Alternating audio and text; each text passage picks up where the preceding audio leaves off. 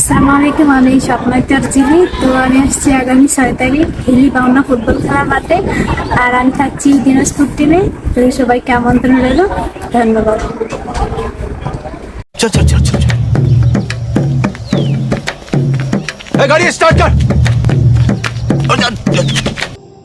Hello everyone, welcome back to new episode of my daily blog. আজকে কোনো blog video হচ্ছে না, আজকে আমরা যাচ্ছি একটি ফুটবল ম্যাচ দেখতে। আর এখানে নাকি আজকে আসতেছে জাতীয় দলের গোলকিপার স্বপ্না।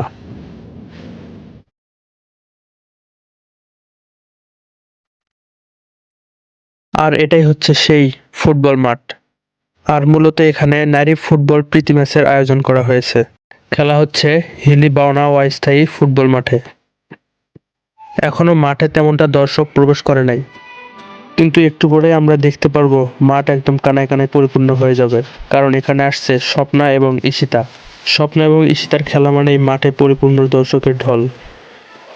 এই তো ভাইরাল স্বপ্না, বাংলাদেশ জাতীয় দলের নারী ফুটবল একাদশের গোলরক্ষক।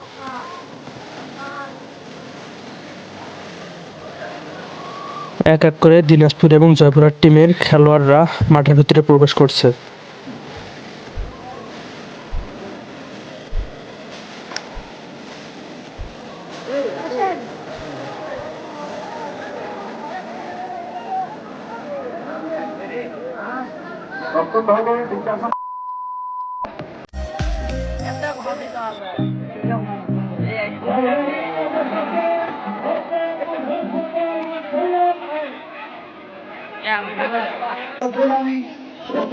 আমরা কিন্তু দেখতে পাচ্ছি খেলা ইতিমধ্যে আরম্ভ হয়ে গেছে।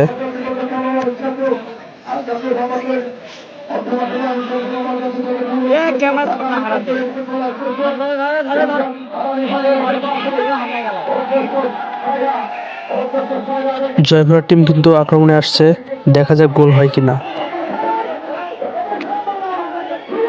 কিন্তু না, অল্পের জন্য গোলটা মিস করলো জয়পুরহাট।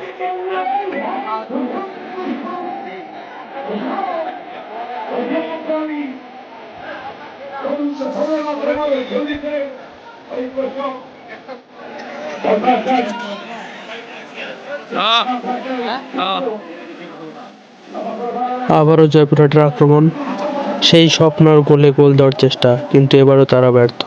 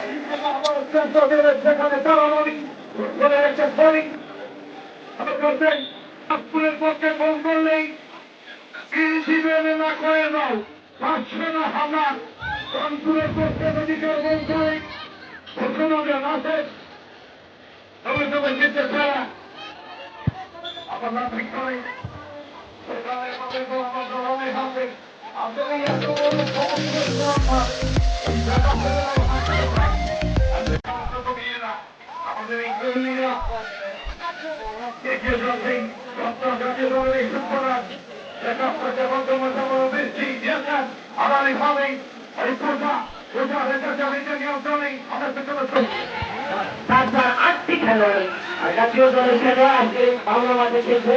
আর আন্দোলন যাওয়ার চেষ্টা আর যাচ্ছে অবশ্য ফুলপান।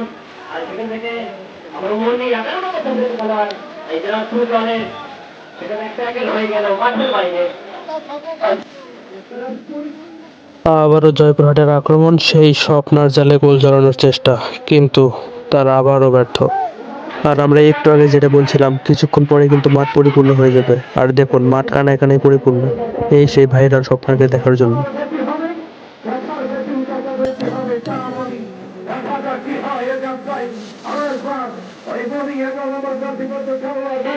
দিনাজপুর টিমের প্লেয়াররাও কিন্তু অনেক অ্যাটাকের চেষ্টা করেছে।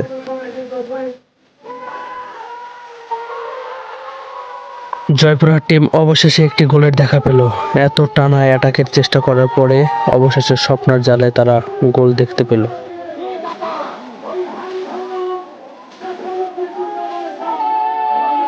এখন পর্যন্ত জয়পুরহাট 1-0 গোলে এগিয়ে আছে।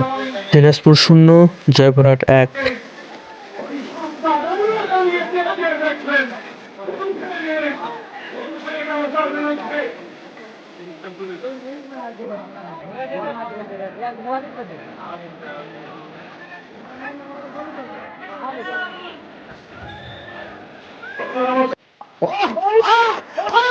এইবার শুরু শুরু সাবধান প্রচেষ্টা প্রচেষ্টা সাবধান গেছেন সাবধান সাবধান সাবধান সাবধান ওই হলো সাবধান সাবধান খেলার ঠিক শেষ মুহূর্তে এসে স্বপ্না নিজেই গোলবার ছেড়ে গোল করতে চলে গেলেন।